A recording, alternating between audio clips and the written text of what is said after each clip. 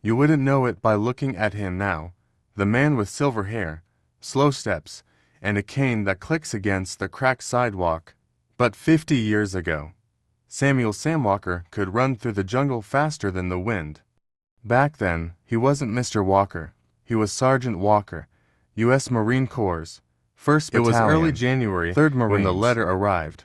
Thick, official, and stamped with a government seal.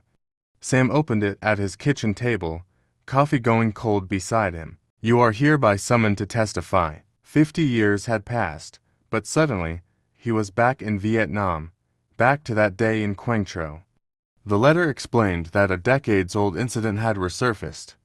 A former Vietnamese soldier, now living in the States, claimed Sam's unit had been involved in wrongful civilian deaths during the war. Sam knew the story. He'd lived it, and he knew it wasn't true. When the day came, Sam sat in a federal courtroom, the smell of polished wood and paper thick in the air.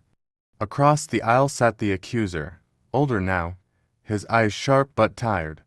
Sam wasn't angry. He'd seen too much to hate a man just for being on the other side. The prosecutor asked him about August 14, 1968. Sam told them, "Ma'am, we were on a recon patrol when the ambush hit. We took fire from a tree line. We returned fire, and when the smoke cleared, they were villagers in the crossfire zone. But I'll swear on my life, no Marine in my squad fired on a civilian. We did everything we could to pull them out." He paused, his voice thickening. "War is ugly. It doesn't care about your intentions.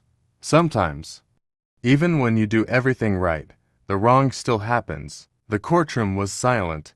You could hear the hum of the lights overhead. Then Sam reached into his coat pocket and pulled out a small, withered piece of metal. "Tommy's dog tags. I carry these every day," he said, holding them up so the jury could see. "They belong to my best friend. He died trying to save a village from an enemy ambush. You can believe whatever you want about me, but you will not tarnish his name." When he sat down, the jurors looked at him differently. Not as a soldier on trial, but as a man who had carried a lifetime of weight no one should bear. The verdict came 2 days later. Not guilty. Sam walked out of the courthouse into the crisp winter air, the sun hitting his face.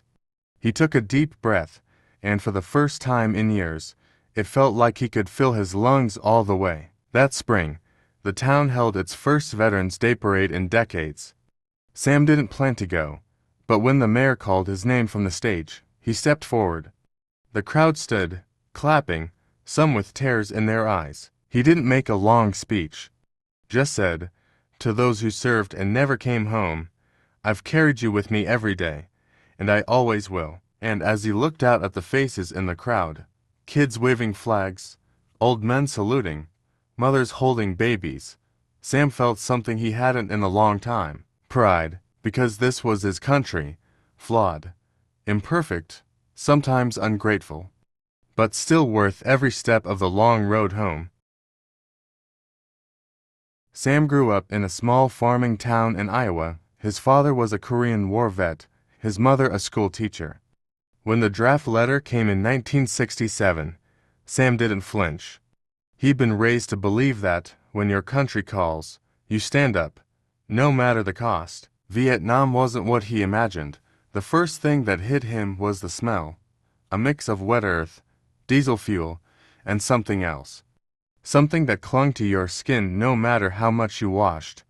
His unit was sent to Quang Tro Province, near the DMZ, one of the deadliest regions in the war. Days blurred into nights.